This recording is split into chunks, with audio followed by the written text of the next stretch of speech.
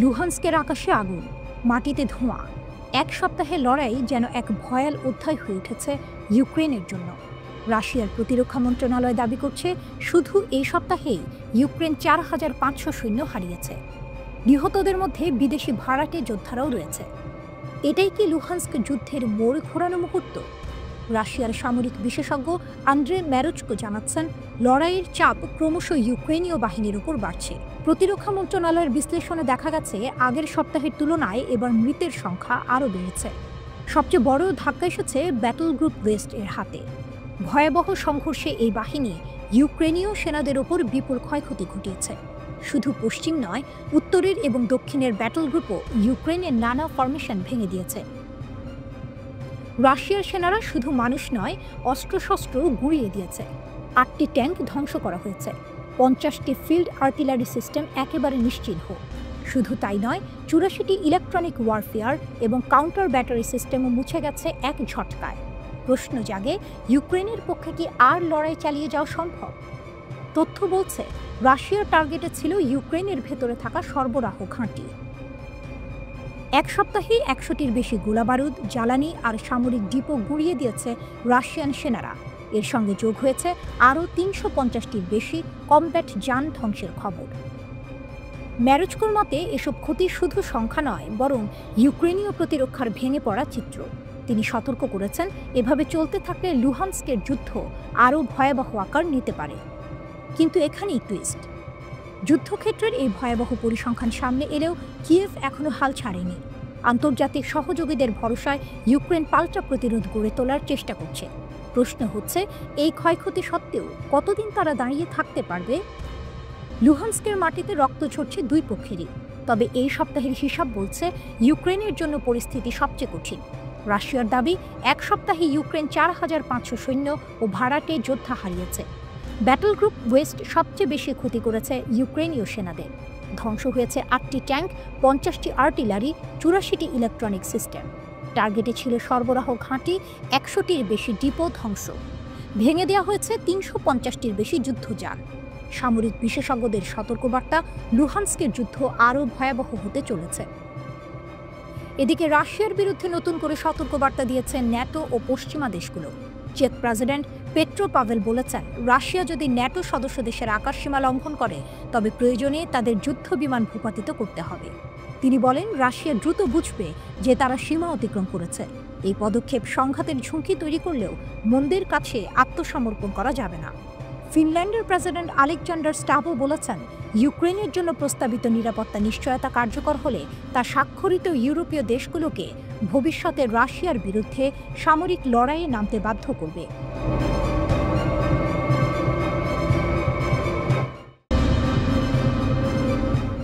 গোপন সামরিক ঘাঁটি আর মিশরের হুঁশিয়ারি। ইসরায়েল ঘিরে শঙ্কার মেঘ। ইসরায়েলের সীমান্তে হঠাৎই উঠেছে এক ঝড়। খবর ছড়িয়ে পড়েছে, মিশর নাকি গোপনে তৈরি করছে সামরিক ঘাঁটি, প্রসারিত করছে ইয়ার্ড স্ট্রিপ, মাটির নিচে বানাচ্ছে রহস্যময় অবকাঠামো। আর এতে কেঁপে উঠেছে তেল আবিব। প্রশ্ন জেগেছে, মধ্যপ্রাচ্যের দাবার বোর্ডে কি নতুন কোনো চাল চালতে যাচ্ছে আরব রাষ্ট্রগুলো?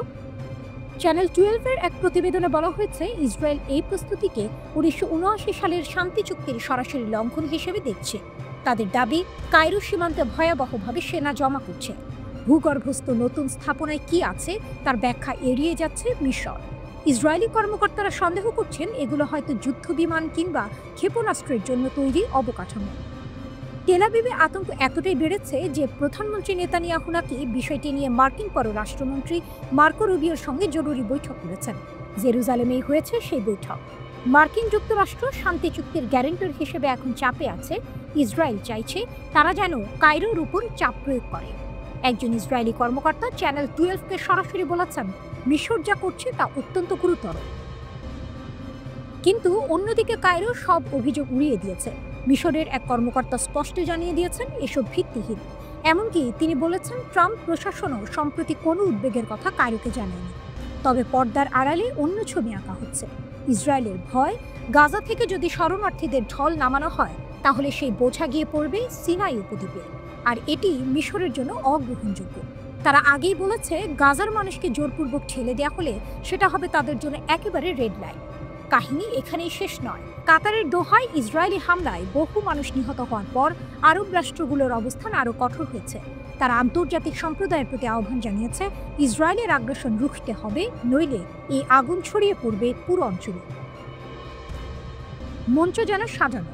একদিকে ইসরায়েলের আতঙ্ক, অভিযোগ আর মার্কিন হস্তক্ষেপের চেষ্টা, অন্যদিকে মিশরের অস্বীকার অথচ রহস্যময় সামরিক প্রস্তুতির গুঞ্জন। আকাশে ভেসে বেড়াচ্ছে যুদ্ধ বিমানের ছায়া, মাটির নিচে লুকানো অজানা টানে। প্রশ্ন একটাই, এ কি কেবল প্রতিরক্ষা, নাকি আরব দুনিয়া ইসরায়েলের বিরুদ্ধে নতুন কোনো সামরিক ঢেউ তুলতে যাচ্ছে? মধ্যপ্রাচ্যের বাতাস আজ ভারী, উত্তেজনায় ঠাসা। ইসরায়েল দৌড়ে যাচ্ছে ওয়াশিংটনের দ্বারে, মিশর বলছে কিছু হয়নি, অথচ সীমান্তে তৈরি হচ্ছে অজানা ঘাঁটি। ইতিহাসের মঞ্চে আরেকটি বিস্ফোরণের আগাম সুর বাজছে কিনা তা নিয়েই দুলছে দুনিয়া।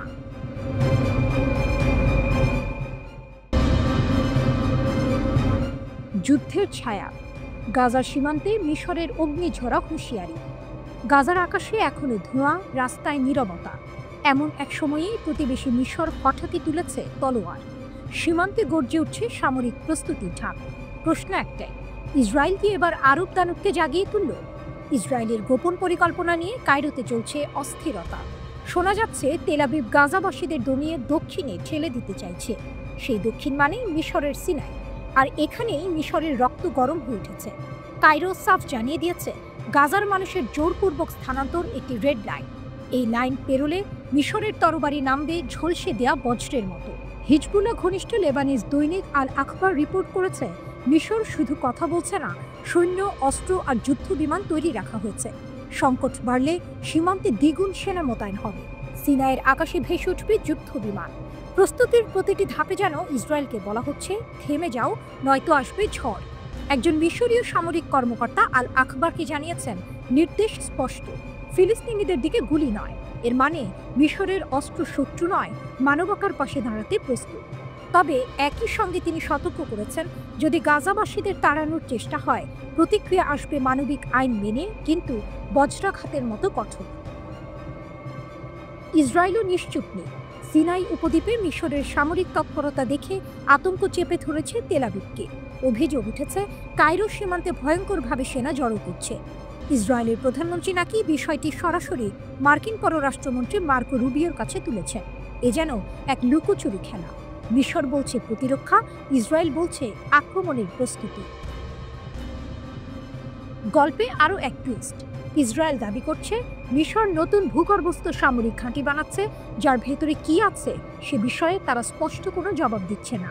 ক্ষেপণাস্ত্র লুকানো আছে কিনা তার প্রমাণ নেই, তবুও সন্দেহে অস্থির ইসরায়েল। এদিকে কায়রোর বার্তা স্পষ্ট, গাজাবাসীদের গণস্থানান্তর মেনে নেবে না। তারা কাউকে ঢুকতে দেবে না, কাউকে ঠেলে বেরো করবে না। মানবিকতার নামে যে চক্রান্ত, মিশর সেটাকে আগেই রুখে দেবে। সিনেমার মতো দৃশ্য আঁকা যায়।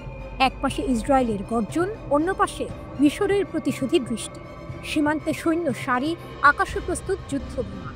গাজা যেন দাবার বোর্ড, কিন্তু এবার খেলোয়াড়রা শুধু ইসরায়েল আর হামাস নয়, প্রবেশ করেছে মিশরের মতো আঞ্চলিক দৈত্য। ইতিহাস সাক্ষী, আরব রাষ্ট্রগুলো অনেক সময় নীরব থেকেছে, কিন্তু এবার মিশর ভিন্ন সুর তুলছে। একদিকে মানবিকতার দাবি, অন্যদিকে সীমান্ত রক্ষার শপথ। ফলে সমীকরণ একেবারে বদলে যাচ্ছে। প্রশ্ন থেকে যাচ্ছে, ইসরায়েল কি গাজার পরিকল্পনায় এগোবে, নাকি মিশরের সতর্কতা শুনে পিছিয়ে যাবে? যুদ্ধের ছায়া যত ঘন হচ্ছে, ততই মধ্যপ্রাচ্যের মাটি কাঁপছে অজানা পরিণতির অপেক্ষায়।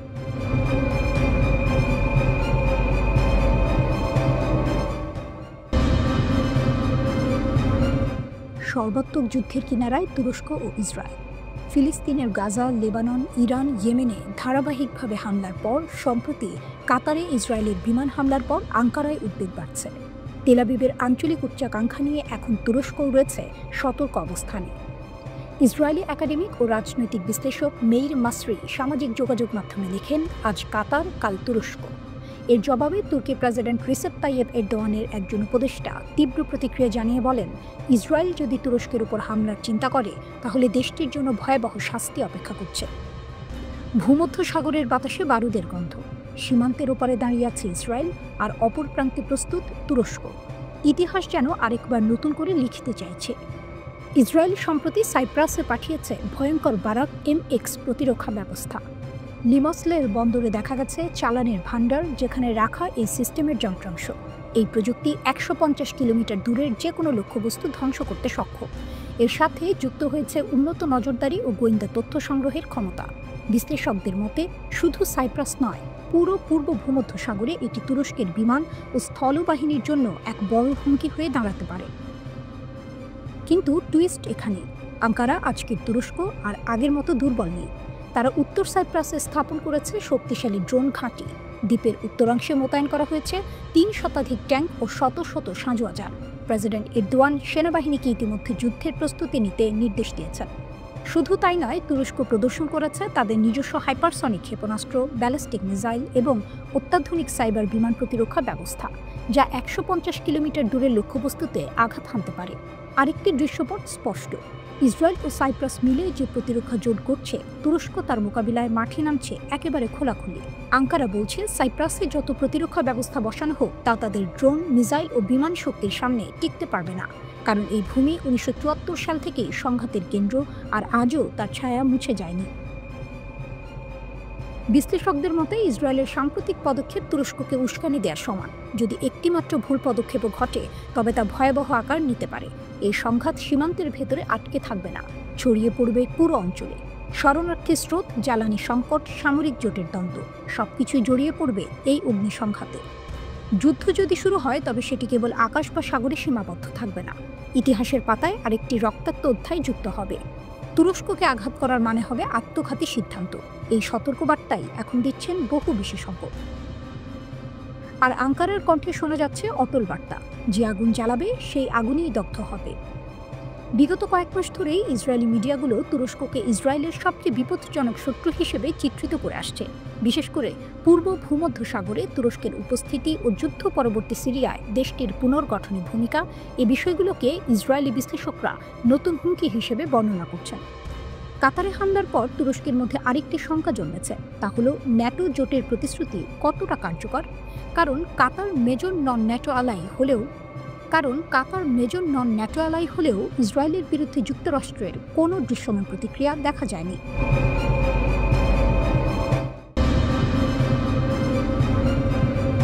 সিনাই মরুভূমিতে গর্জে উঠল চীনা ক্ষেপণাস্ত্র, মিশরের সতর্কবার্তা ইসরায়েলকে। মরুভূমির উত্তপ্ত বাতাসে হঠাৎই ভেসে উঠেছে গর্জন। না, এটা কোনো প্রাকৃতিক ঝড় নয়।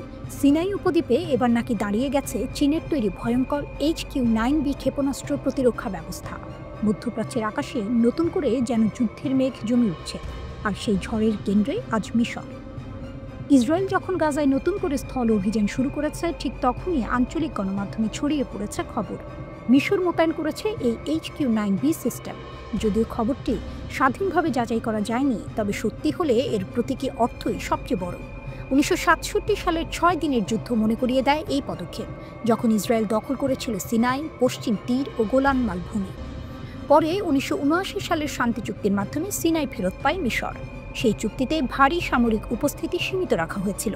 তাই এবার মিশরের এই পদক্ষেপ শুধু প্রতিরক্ষা নয়, বরং ইতিহাসের পাতায় নতুন এক মোড়। টুইস্ট লুকিয়ে আছে কূটনীতিতে। মিশরের পররাষ্ট্রমন্ত্রী বদর আব্দুল আফতি স্পষ্ট হুঁশিয়ারি দিয়েছিলেন, গাজা থেকে যদি জোর করে মানুষকে সিনাইতে ঠেলে দেওয়া হয়, তবে সেটাই হবে মিশরের নিরাপত্তার জন্য রেড লাইন। আর সেই সতর্কবার্তার পরপরই HQ-9B মোতায়েনের খবর প্রকাশ্যে আসে। এটি নিছক কাকতালীয় নয়, বরং স্পষ্ট এক সংকেত। ইসরায়েলের সাম্প্রতিক হামলা কাতারের ওপর শুধু আন্তর্জাতিক আইন ভঙ্গই করেনি, বরং মিশরকে ভাবিয়েছে ভবিষ্যৎ নিয়েও। প্রেসিডেন্ট আবদেল ফাত্তাহ আল-সিসি বলেছেন, ইসরায়েলের এই অযাচিত আচরণ শান্তি চুক্তিগুলোকে ভেঙে ফেলছে, আর এর পরিণতি হবে ভয়াবহ। HQ-9B কিন্তু কোনো সাধারণ অস্ত্র নয়। এটি একসঙ্গে 8 থেকে 10টি লক্ষ্যবস্তু ধ্বংস করতে পারে। এর পাল্লা 260 কিলোমিটার পর্যন্ত। যুদ্ধবিমান, ড্রোন, ক্রুজ মিসাইল, এমনকি ব্যালিস্টিক মিসাইলও ধ্বংস করতে সক্ষম এই সিস্টেম। বিশেষজ্ঞরা একে রাশিয়ার S-400 কিংবা আমেরিকার প্যাট্রিয়ট সিস্টেমের সমকক্ষ হিসেবে দেখেন। এখানেই আসল নাটকীয়তা। মিশর দীর্ঘদিন ধরে যুক্তরাষ্ট্রের ঘনিষ্ঠ মিত্র। মার্কিন সাহায্য ও সামরিক সহযোগিতা ছিল তাদের প্রধান ভরসা। কিন্তু একই সময়ে আমেরিকা ইসরায়েলকে অবিচল সমর্থন দিয়ে চলেছে। এই প্রেক্ষাপটে চীনা অস্ত্রের মোতায়েন আসলে এক নতুন ভারসাম্য খোঁজা। কায়রো যেন বিশ্বকে বলছে, আমরা শুধু পশ্চিমের উপর নির্ভর করব না, আমাদের বিকল্প শক্তিও আছে। মিশরের অবসরপ্রাপ্ত মেজর জেনারেল সমীর ফারাক আগেই জানিয়েছিলেন HQ-9B ইতিমধ্যেই মিশরের প্রতিরক্ষা নেটওয়ার্কে যুক্ত হয়েছে। এবছরের শুরুতে ইগলস অফ সিভিলাইজেশন 2025 মহড়াতেও প্রকাশ্যে প্রদর্শন করা হয়েছিল এই সিস্টেম। বিশ্লেষকরা বলছেন, এই পদক্ষেপ আসলে সরাসরি বার্তা দিচ্ছে ইসরায়েলকে, সীমান্ত যদি লঙ্ঘন করা হয় তবে প্রতিরোধের জবাব প্রস্তুত আছে। চুক্তি ভঙ্গ না করেও মিশর নিজের শক্তি প্রদর্শন করছে, আর এটি ইসরায়েলের জন্য আসল চাপ। গাজায় যখন রক্ত ঝরছে আর জাতিসংঘ পর্যন্ত গণহত্যার অভিযোগ তুলছে, তখন সিনাই মরুভূমির বুকে দাঁড়িয়ে HQ-9B যেন ঘোষণা করছে, মিশর আর নীরব থাকবে না, আঘাত আসলে প্রতিরোধও আসবে।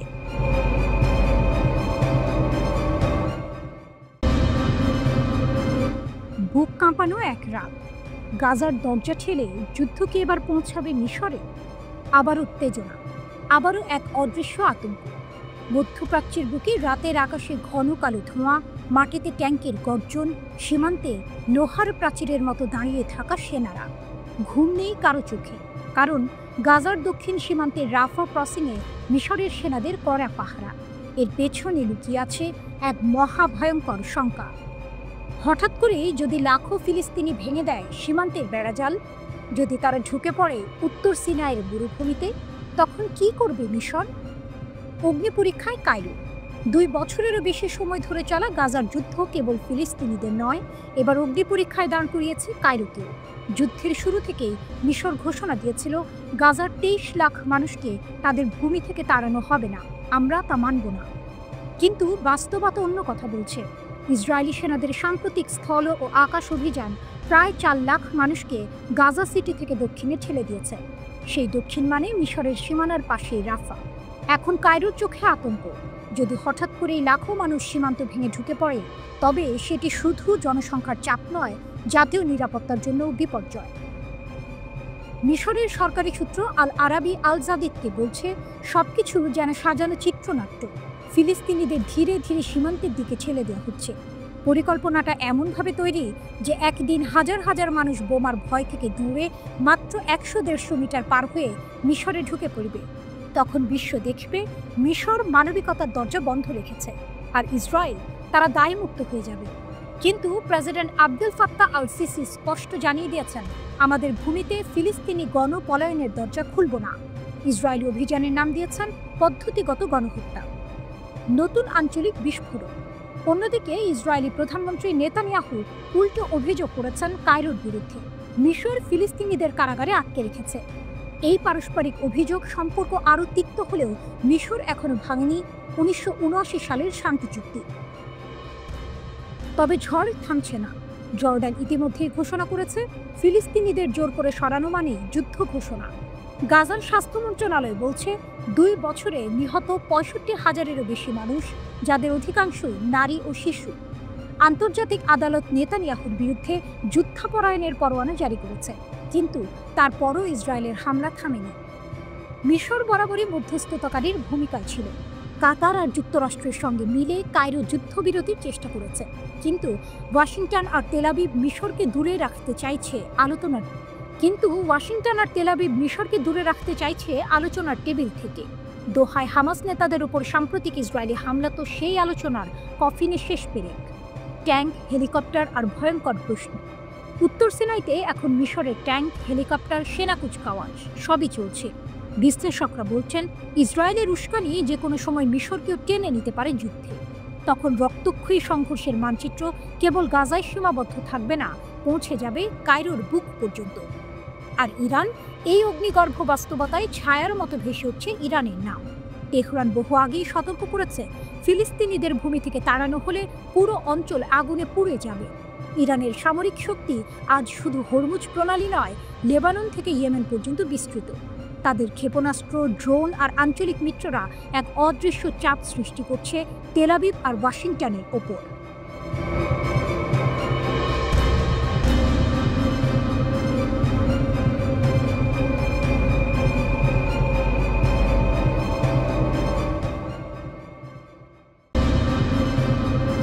দোহার আকাশে আগুন, মুসলিম বিশ্বের ঘুম ভাঙালো ইসরায়েল। মধ্যপ্রাচ্য যেন আগুনের গোলা। দিনের পর দিন ইসরায়েলের বিমান আর ক্ষেপণাস্ত্র হামলায় দগ্ধ হচ্ছে গাজা, কিন্তু এবার আগুনের আঁচ ছড়িয়ে পড়েছে চারদিকে, লেবানন, সিরিয়া, তিউনিসিয়া, এমনকি ইয়েমেন পর্যন্ত। আর এবার ইসরায়েল এমন এক দেশকে আঘাত করেছে যার সঙ্গে সরাসরি কোনো সংঘাতই ছিল না। সেই দেশটি হলো কাতার। অপ্রত্যাশিত টার্গেট। ধনী, সমৃদ্ধ আর শান্তিপ্রিয় কাতারকে লক্ষ্য করে ইসরায়েলের হামলা যেন তাদের বহুদিনের ভয়েরই প্রতিফলন। মুসলিম জোটের ভয়। গাজা কিংবা লেবাননের মতো যুদ্ধক্ষেত্র নয়, বরং আলোচনার শহর দোহা। হামলা হয়েছে সেই দোহার বুকে। এই আঘাত কেবল কাতারের নয়, কাঁপিয়ে দিয়েছে পুরো আরব দুনিয়াকে। দোহায় জরুরি সম্মেলন। ইসরায়েলের হামলার মাত্র 4 দিন পর দোহায় বসে আরব লীগ ও ইসলামিক সহযোগিতা সংস্থার জরুরি বৈঠক। সম্মেলন পৌঁছে যায় এক ঐতিহাসিক সিদ্ধান্তে। ন্যাটোর আদলে একটি আরব মুসলিম সামরিক জোট গঠনের ঐক্যমত্য। আলোচনায় অংশ নিয়ে কাতারের আমির শেখ Tamim bin Hamad Al Thani বলেছেন, যখন আলোচনার টেবিলে বসা কাউকে হত্যা করা হয় তখন বুঝতে হবে আলোচনার আর কোনো অর্থ নেই। তার কণ্ঠে ক্ষোভ, কণ্ঠে সতর্কবার্তা। ইরানের গর্জন। সম্মেলনে দাঁড়িয়ে ইরানের প্রেসিডেন্ট মাসুদ পেজেশকিয়ান সরাসরি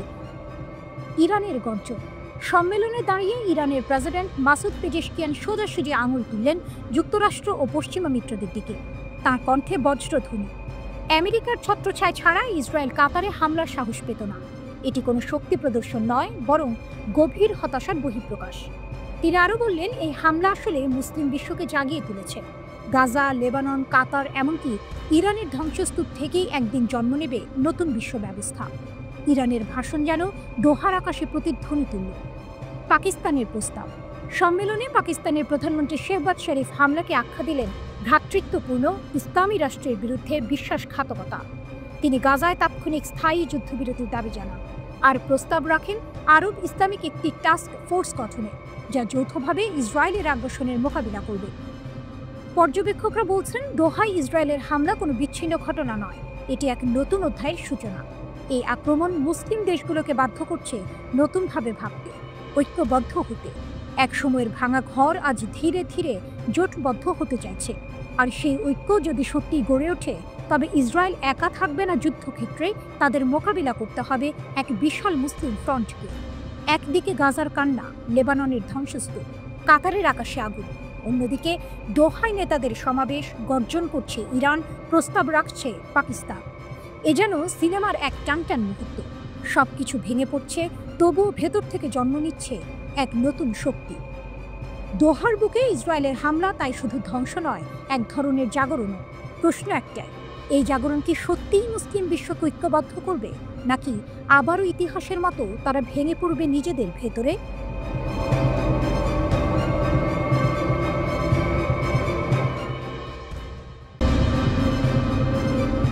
জাতিসংঘের নতুন ঝড়। ইরানকে ঘিরে চীন রাশিয়ার অটল প্রতিরোধ। মঞ্চটা জাতিসংঘ নিরাপত্তা পরিষদ। আলো নিভে আসছে। বিশ্ব রাজনীতির থিয়েটারে এক চূড়ান্ত নাটকের প্রস্তুতি। ইউরোপের 3 দেশ, ফ্রান্স, জার্মানি আর যুক্তরাজ্য, আমেরিকার ইশারায় ইরানের বিরুদ্ধে তুলল স্ন্যাপব্যাক শাস্তির হাতুড়ি। দাবি, ইরান নাকি পারমাণবিক চুক্তি মানছে না, আর সেই অভিযোগেই আবার ফিরিয়ে আনা হচ্ছে পুরনো জাতিসংঘের কঠিন নিষেধাজ্ঞা। কিন্তু ছবিটা একেবারেই সোজা না, কারণ মঞ্চে আছে 2 মহাশক্তি, চীন আর রাশিয়া। দক্ষিণ কোরিয়ার প্রস্তাবিত প্রস্তাবনা ভোটে পড়ল। মাত্র 4 দেশ সমর্থন দিল, চীন, রাশিয়া, পাকিস্তান, আলজেরিয়া। 9 দেশ সরাসরি বিরোধিতা করল, 2 জন রইল নিরপেক্ষ। ফলে প্রস্তাব ভেস্তে গেল। কাগজে কলমে মানে দাঁড়ালো ইরানের উপর নিষেধাজ্ঞা আবার ফিরছে। কিন্তু বাস্তবের খেলা আলাদা, কারণ এই নিষেধাজ্ঞা কার্যকর করতে দরকার কার্যকরী কমিটি, দরকার বিশেষজ্ঞ প্যানেল। আর এখানেই ঢুকে পড়েছে চীন, রাশিয়ার ভেটো শক্তি। রাশিয়ার গর্জন। রুশ রাষ্ট্রদূত মিখাইল উলিয়ানোভ সরাসরি বললেন, এই প্রক্রিয়া ভ্রান্ত, বিপজ্জনক। নিষেধাজ্ঞা চাপালে ফল উল্টে যাবে। রাশিয়ার অবস্থান স্পষ্ট, স্ন্যাপব্যাক কোনো কূটনৈতিক সমাধান নয়, বরং আরও অস্থিরতা ডেকে আনবে। চীনের দৃঢ় অবস্থান। বেইজিংও জানিয়ে দিল, এই পুরো উদ্যোগই রাজনৈতিক, উদ্দেশ্যমূলক। তাদের ভাষায় একতরফা শাস্তি বহুপাক্ষিক কূটনীতিকে ধ্বংস করে। চীনের সংকেত স্পষ্ট, তারা শুধু ভেতরে নয়, বাইরে গিয়েও ইরানের পাশে থাকবে। কমিটি ও প্যানেলের ভান। স্ন্যাপব্যাক কার্যকর করতে পুনরুজ্জীবিত করতে হবে রেজলিউশন 1737 স্যাংশন কমিটি। এই কমিটি ঠিক করবে কোন ব্যক্তি কোন সংস্থা কালো তালিকায় উঠবে, কোন দেশের কাছে রিপোর্ট চাইবে। কিন্তু সমস্যা হলো এই কমিটির প্রতিটি সিদ্ধান্ত সর্বসম্মত হতে হবে। অর্থাৎ রাশিয়া বা চীন একবার আপত্তি তুললেই সবকিছু থেমে যাবে। এর পাশাপাশি দরকার প্যানেল অফ এক্সপার্টস। তারা রিপোর্ট দেবে, তদন্ত করবে, প্রমাণ হাজির করবে। রাশিয়া চীন চাইলে এই বিশেষজ্ঞদের নিয়োগই আটকে দিতে পারে। ফলে কাগজে নিষেধাজ্ঞা থাকলেও বাস্তবে কার্যকর হবে না। অর্থনৈতিক প্রতিরোধ। জাতিসংঘের ভাগফোকর ছাড়াও আরও আছে শক্তির খেলা। রাশিয়া আর চীন খোলাখুলিভাবে বলছে তারা ইরানের সঙ্গে তেল ব্যবসা চালিয়ে যাবে। ডলার নয়, লেনদেন হবে ইউয়ান, রুবল, এমনকি ক্রিপ্টোকারেন্সিতে। চীনের নিজস্ব ব্যাংকিং নেটওয়ার্ক সিআইপিএস, রাশিয়ার বিকল্প এসপিএফএস, এগুলো এসডব্লিউআইএফটি এর বাইরে নতুন আর্থিক রাস্তা খুলে দিচ্ছে ইরানের জন্য। ফলাফল, পশ্চিমা নিষেধাজ্ঞা কাগজে থাকবে, কিন্তু তেহরানের বাজারে তেল গ্যাস চলবে নিজের ছন্দে। একদিকে আমেরিকা ও ইউরোপ ভাবছে শাস্তির ভারে নত হবে ইরান, অন্যদিকে তেহরান দাঁড়িয়ে আছে বেইজিং আর মস্কোর অটল ঢালে। এ যেন দাবার বোর্ডে হঠাৎ উল্টে যাওয়া চাল, যেখানে কালো ঘুঁটির মতো ইরানকে কোণঠাসা করতে গিয়েই সাদা ঘুঁটি ফেঁসে যাচ্ছে দুই মহাশক্তির প্রতিরোধে। প্রশ্ন একটাই, এই স্ন্যাপব্যাককে সত্যি ইরানকে ভাঙবে, নাকি চীন রাশিয়ার শক্তি মিলেই আবার নতুন করে গড়ে তুলবে এক বিকল্প বিশ্ব ব্যবস্থা?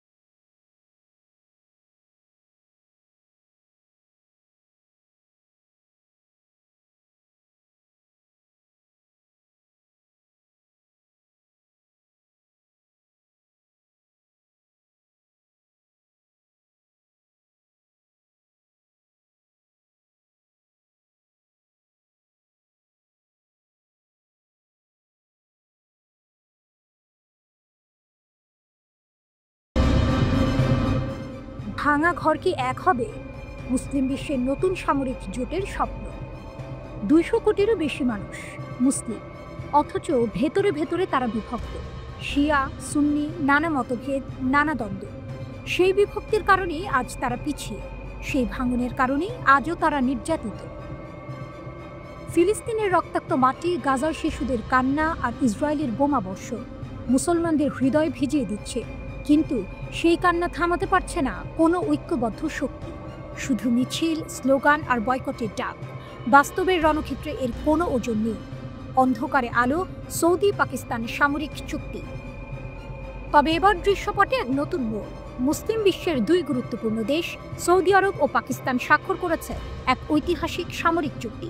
চুক্তিতে স্পষ্ট বলা হয়েছে, একটি দেশের উপর আগ্রাসন মানেই উভয় দেশের উপর আগ্রাসন। অর্থাৎ সৌদি আক্রমণের শিকার হলে পাকিস্তানও লড়বে, পাকিস্তানের মাটিতে হামলা হলে সৌদিও অস্ত্র ধরবে। এই জোট শুধু 2 দেশের নিরাপত্তা নয়, বরং এক নতুন আঞ্চলিক শক্তির জন্ম দিতে পারে। কেন এত তাড়াহুড়ো? বিশ্লেষকরা বলছেন, সাম্প্রতিক সময়ে ইসরায়েল শুধু গাজায় নয়, ইয়েমেন, কাতার, এমনকি অন্য মুসলিম ভূখণ্ডেও আগ্রাসন চালিয়েছে। এই হামলার শঙ্কায় সৌদি ও পাকিস্তানকে ঠেলে দিয়েছে ঘনিষ্ঠতায়। তারা বুঝেছে একা একা লড়াই করলে টিকবে না। বড় কোনো দুর্ঘটনার আগে দরকার একক প্রতিরোধ ব্যবস্থা। টুইস্ট, মুসলিম ন্যাটো। এই চুক্তি থেকে আরও বড় প্রশ্ন জেগেছে, মুসলিম বিশ্ব কি তবে গড়তে যাচ্ছে নিজেদের ন্যাটো? যদি কখনো ইরান, তুরস্ক, মিশর, ইয়েমেন এই দেশগুলো সৌদি পাকিস্তান জোটে যোগ দেয়, তাহলে ছবিটা পাল্টে যাবে। তখন কোনো একটি মুসলিম দেশের উপর হামলা মানেই পুরো মুসলিম বিশ্বের পাল্টা আক্রমণ। ভাবুন তো, 50টিরও বেশি মুসলিম দেশ যদি একই পতাকার নিচে দাঁড়ায়, তবে ইসরায়েল কিংবা ভারত, এমনকি যুক্তরাষ্ট্র সহজে আধিপত্য বিস্তার করতে পারবে না। ইরান নীরব কিন্তু প্রবল শক্তি। এখানেই এসে নাম উঠে আসে ইরানের। তেহরান বহু আগেই প্রমাণ করেছে তাদের সামরিক শক্তি কেবল সীমান্তে সীমাবদ্ধ নয়। ক্ষেপণাস্ত্র, ড্রোন আর হিজবুল্লাহ ও হুথির মতো আঞ্চলিক মিত্ররা আজ ইসরায়েল ও আমেরিকার ঘুম কেড়ে নিয়েছে। পাকিস্তান আছে পারমাণবিক শক্তি নিয়ে, সৌদি আছে অর্থনৈতিক সাম্রাজ্য নিয়ে। আর যদি ইরান যোগ দেয়, তবে মুসলিম জোট হয়ে উঠতে পারে পৃথিবীর অন্যতম ভয়ঙ্কর সামরিক শক্তি। মধ্যপ্রাচ্যের ধুলো ধোঁয়ায় আঁকা হচ্ছে এক নতুন গল্প। একদিকে ফিলিস্তিনিদের হাহাকার, অন্যদিকে মুসলিম বিশ্বের জাগরণ। সৌদি আরব আর পাকিস্তান হাত মেলাচ্ছে। দূরে বসে ইরান অপেক্ষা করছে কবে আসবে সেই সময় যখন মুসলিম বিশ্ব ভাঙা ঘর থেকে এক হয়ে দাঁড়াবে। এই মুহূর্তে উত্তর লুকিয়ে আছে ঐক্যে। যদি মুসলিম দেশগুলো সত্যিই একত্রিত হয়, তবে ইতিহাস বদলে যাবে।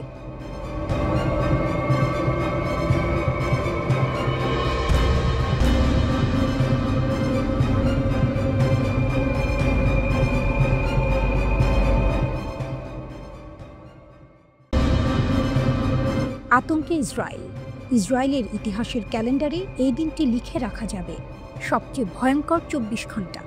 হঠাৎই যেন মৃত্যু নেমে এলো গাজার রাফা থেকে শুরু করে পশ্চিম তীর জর্ডান সীমান্ত পর্যন্ত। দক্ষিণ গাজার রাফা ভোরের আধারে অগ্রসর হচ্ছিল ইসরায়েলি বাহিনী। সামনে হামাস পেতে রেখেছিল নীরব মৃত্যু ফাঁদ। মুহূর্তেই বিস্ফোরিত হলো রোড সাইড বোমা, ছিন্ন ভিন্ন হলো আইডিএফের হ্যান্ডি, জ্বলে উঠল আগুন, আর সেখানেই শেষ হলো 4 সেনার জীবন। তাদের মধ্যে একজন অফিসার, 3 জন সৈনিক। সবাই ছিলেন সম্মানিত প্যারাট্রুপার, গলানি কমান্ডো আর কিংবদন্তি সাইরেত মাক্কাল ইউনিটের সদস্য। আরও 3 জন গুরুতর আহত, একজন মৃত্যুর সঙ্গে লড়ছেন। আইডিএফের বিবৃতিতে বলা হলো, রাফা এলাকায় ডেকাল ব্যাটালিয়নের অভিযানকালে 4 সেনা শহীদ হয়েছেন। তারা অফিসার প্রশিক্ষণ স্কুলের সদস্য ছিলেন। দৃশ্যটি ছিল ভয়ঙ্কর। পথ পরিষ্কার করছিল এক আর্মার্ড বুলডোজার, কিন্তু বিস্ফোরণে মুহূর্তেই ছিন্ন ভিন্ন হলো হ্যামভি। এটি ছিল গত 10 দিনে গাজায় প্রথম বড় ক্ষয়ক্ষতি। তবু ইসরায়েলি বাহিনী জানালো, অভিযান থামবে না। রাফার জেনিনা এলাকায় হামাসের ঘাঁটি ধ্বংস করতে তাদের অগ্রযাত্রা চলবে। আইডিএফ প্রধানের দাবি, হামাস বড় পরাজয়ের মুখে। যুদ্ধের সমাপ্তি ঘনিয়ে এসেছে। গিডিয়নের রথ অভিযানে লক্ষ্য হলো জিম্মিদের মুক্তি আর হামাস শাসনের পতন। একই দিনে আরেক মঞ্চে ঘটল ভয়ঙ্কর নাটক। পশ্চিম তীর জর্ডান সীমান্তের অ্যালেনবি ক্রসিং। একজন ট্রাক চালক, যিনি গত 3 মাস ধরে গাজার উদ্দেশ্যে সাহায্য পৌঁছে দিচ্ছিলেন, হঠাৎ পরিণত হলেন আত্মায়ীতে। প্রবেশপথে পৌঁছে হঠাৎই গুলি চালালেন তিনি। গুলি আটকে গেলে বের করলেন ছুরি, শুরু হলো ছুরিকাঘাত। মুহূর্তে লুটিয়ে পড়লেন 2 ইসরায়েলি সেনা। পরে গুলিতে নিহত হন সেই চালক। ইসরায়েলি সেনাবাহিনী জানালো একজন সন্ত্রাসী এলএনবি ক্রসিংয়ে ট্রাক নিয়ে প্রবেশ করে গুলি চালিয়েছে। 2 জন নিহত হয়েছেন। ঘটনার পর জর্ডান বলেছে এটি মানবিক সাহায্য মিশনের জন্য হুমকি। তারা তদন্ত শুরু করেছে। অন্যদিকে ইসরায়েল সঙ্গে সঙ্গে জর্ডান থেকে সাহায্য প্রবেশ বন্ধ করে দিয়েছে। নতুন করে কঠোর নিরাপত্তা যাচাই ছাড়া আর কোনো মানবিক সাহায্য ঢুকবে না। এই ক্রসিং আগেও রক্ত দেখেছে। গত বছর এখানেই জর্ডানীয় এক হামলাকারী 3 ইসরায়েলিকে হত্যা করেছিল। এবারও যেন ইতিহাস পুনরাবৃত্তি হলো। একদিনে 2 মঞ্চ, গাজার রাফা আর পশ্চিম তীরের সীমান্ত। মোট 6 সেনা প্রাণ হারালো। এক পাশে বোমার দহনে পুড়ল, অন্য পাশে ছুরিকাঘাত। আইডিএফের দাবি শেষ বিজয় ঘনিয়ে এসেছে। কিন্তু প্রশ্ন রয়ে গেল, যদি বিজয় এতই ঘনিয়ে আসে তবে কেন প্রতিদিনই সেনা হারাচ্ছে তারা?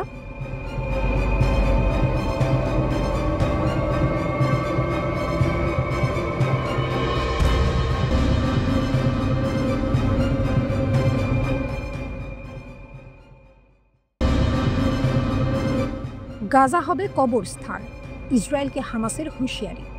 গাজা সিটির আকাশে ধোঁয়া, রাস্তায় গর্জে ওঠা ট্যাঙ্কের শব্দ।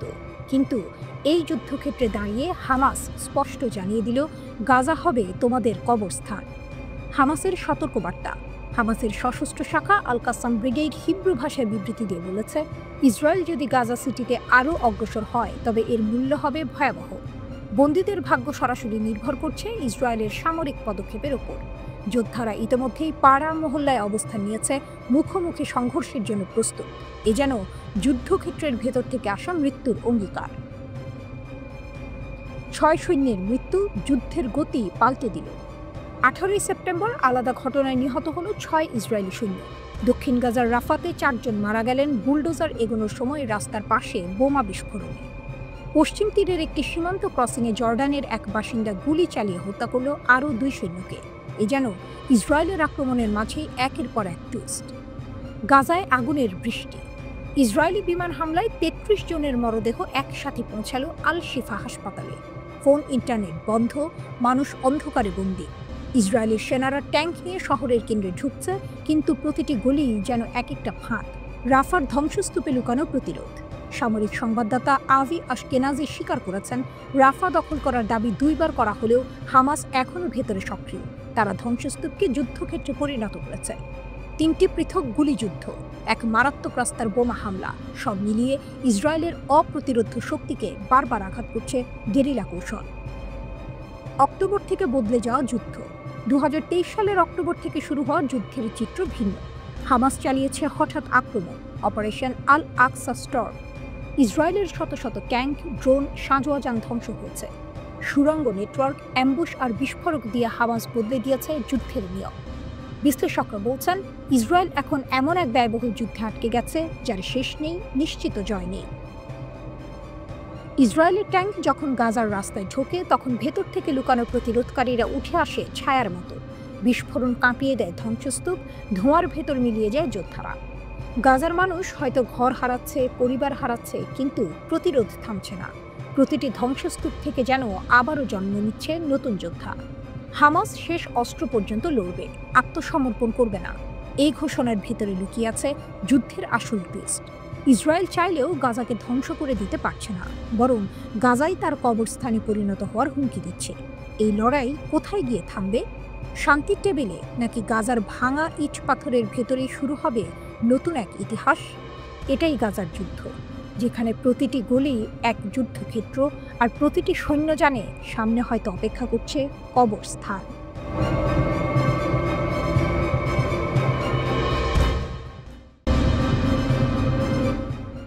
তেহরানের নতুন ঘূর্ণিঝড়, ইরান উঠছে দখলদারদের ঘুম হারাম।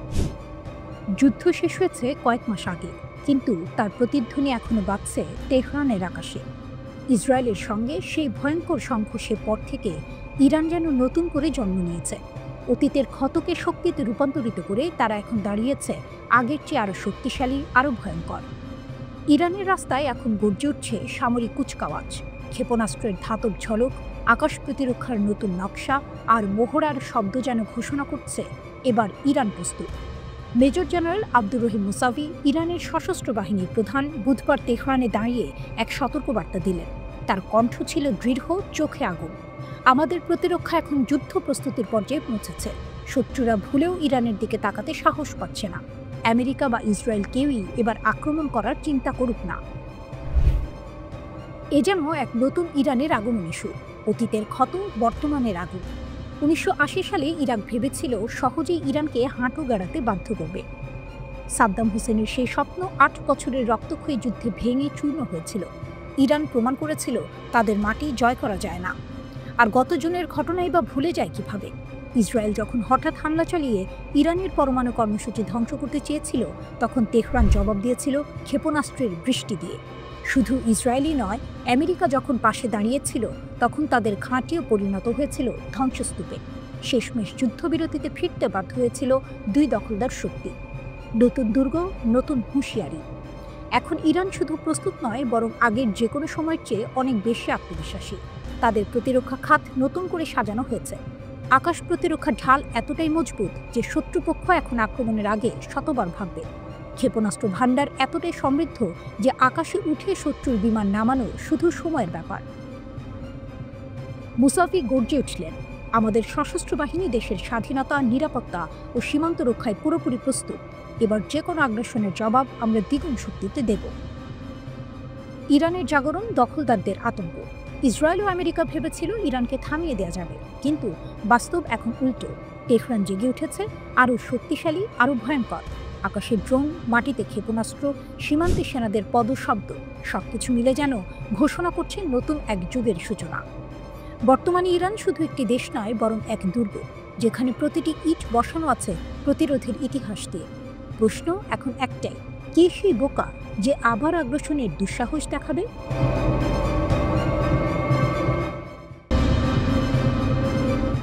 রিয়াদে স্বাক্ষরিত চুক্তি, মুসলিম বিশ্বের নতুন ঝড়। কাতারে হামলা, আর সেই হামলাই পাল্টে দিল গোটা মুসলিম বিশ্বের সমীকরণ। যে দেশগুলো এতদিন বিচ্ছিন্ন দ্বীপের মতো ছড়িয়েছিল, তারা বুঝে গেল এবার আর আলাদা থাকা সম্ভব নয়। ইসরায়েল যখন কাতারে আগুন ছড়ালো, সেই মুহূর্তে উপসাগরের বুকে জন্ম নিল ভয়। ভারত যখন পাকিস্তানের দরজায় ইসরায়েলকে নিয়ে এলো, তখন রিয়াদও বুঝল সময় ফুরিয়ে আসছে। নিরাপত্তার জন্য শুধু ওয়াশিংটনের ভরসায় থাকা মানে আত্মহত্যা। তাই নড়ে চড়ে বসল সৌদি যুবরাজ মোহাম্মদ বিন সালমান। রিয়াদের রাজপ্রাসাদে এক ঐতিহাসিক দৃশ্য। এক পাশে সৌদি যুবরাজ, অন্য পাশে পাকিস্তানের প্রধানমন্ত্রী শেহবাজ শরীফ। দুজনের হাতে কলম, সামনে টেবিলে রাখা এক অভূতপূর্ব সমঝোতা। সেই চুক্তিতে লেখা রইল, এক দেশের বিরুদ্ধে আগ্রাসন মানে উভয়ের বিরুদ্ধে আগ্রাসন। এবার থেকে সৌদি আরব আর পাকিস্তান কেবল বন্ধু নয়, অভিন্ন প্রতিরক্ষা অংশীদার। প্রতীক নয়, বাস্তব। একজন জ্যেষ্ঠ সৌদি কর্মকর্তা ফাইন্যান্সিয়াল টাইমসকে জানালেন, এটি কেবল প্রতীকী নয়, বাস্তবে প্রয়োগযোগ্য চুক্তি। যে কোনো হুমকির জবাব দিতে এখন ব্যবহার হবে সব সামরিক উপায়। কেন এমন তাড়া? উত্তর খুঁজতে গেলে চোখ রাখতে হয় দোহায় ইসরায়েলি ক্ষেপণাস্ত্র হামলার দিকে। সেই হামলা কেবল কাতার নয়, গোটা উপসাগরকে আতঙ্কিত করেছে। রিয়াদ বুঝেছে আর একা দাঁড়িয়ে থাকা যাবে না। সৌদি পাকিস্তানের পুরনো সম্পর্ক নতুন রূপ। পাকিস্তান ও সৌদি আরবের সম্পর্ক নতুন কিছু নয়। একসময় পাকিস্তানের সাবেক সেনাপ্রধান রিয়াদের সন্ত্রাস বিরোধী বাহিনীর প্রধান হিসেবেও কাজ করেছেন। বহুবার ইসলামাবাদকে আর্থিকভাবে সাহায্য করেছে রিয়াদ। এবার সেই পুরনো সম্পর্ক পেল নতুন মাত্রা। শেহবাজ শরীফ হাসিমুখে বললেন, এটি শুধু প্রতিরক্ষার চুক্তি নয়, এটি ভ্রাতৃত্বের প্রমাণ। পাকিস্তানের ভেতর উচ্ছ্বাস। বিশ্লেষকদের মতে এই চুক্তি পাকিস্তানের আন্তর্জাতিক অবস্থান শক্তিশালী করবে। বিশেষ করে সীমান্তে ভারতের সঙ্গে টানটান উত্তেজনার সময় এটি ইসলামাবাদের জন্য বাড়তি ঝাল। ইরানের ছায়া, শক্তির অন্য নাম। কিন্তু এই ছবির ভেতরে লুকিয়ে আছে আরেক গল্প। মধ্যপ্রাচ্যের প্রকৃত শক্তি প্রদর্শন করেছে ইরান। গত জুনে ইসরায়েল হঠাৎ হামলা চালিয়েছিল ইরানের পরমাণু কর্মসূচিতে, কিন্তু ইরান পাল্টা জবাব দিয়েছিল ভয়ঙ্কর ক্ষেপণাস্ত্র বৃষ্টিতে। শুধু ইসরায়েল নয়, আমেরিকার ঘাঁটিও গুঁড়িয়ে দিয়েছিল তারা। শেষ পর্যন্ত বাধ্য হয়ে দুই দখলদার দেশকে যুদ্ধবিরতিতে ফিরতে হয়েছিল। এই স্মৃতি এখনও তাজা। উপসাগরের প্রতিটি প্রাসাদে, প্রতিটি সেনা ঘাঁটিতে ঘুরে বেড়াচ্ছে তেহরানের নাম। সৌদি পাকিস্তানের চুক্তি তাই শুধু ইসরায়েলের বিরুদ্ধে ঝাল নয়, বরং ইরানের শক্তির প্রতিধ্বনিও। এক দখলদারকে রুখে দাঁড়ানোর সাহস দেখিয়েছে ইরান। এবার সেই পথে হাঁটছে রিয়াদ, ইসলামাবাদ। কয়েক বছর আগে সৌদি আরব যখন ওয়াশিংটনের সঙ্গে পারমাণবিক সহযোগিতার চুক্তি নিয়ে কথা বলছিল, তখন গাজায় রক্তপাত থামাতে না পারায় সব আলোচনা থেমে গিয়েছিল। আজ সেই একই রিয়াদ মুখ ফিরিয়েছে পশ্চিম থেকে, হাত বাড়িয়েছে পূর্বের এক মুসলিম শক্তির দিকে। একদিকে ইসরায়েলি আগ্রাসন, অন্যদিকে মার্কিন নীতির টালমাটাল অবস্থা। সব মিলিয়ে রিয়াদ ও ইসলামাবাদের হাত মেলানো হলো এক নতুন অধ্যায়ের সূচনা। সৌদি প্রাসাদের দেয়াল আজ সাক্ষী হলো এক ঘোষণা, আমরা আর একা নই, আমরা একসাথে। কিন্তু আসল প্রশ্ন থেকে যাচ্ছে, এই জোট কি সত্যিই উপসাগরের শান্তি রক্ষা করবে?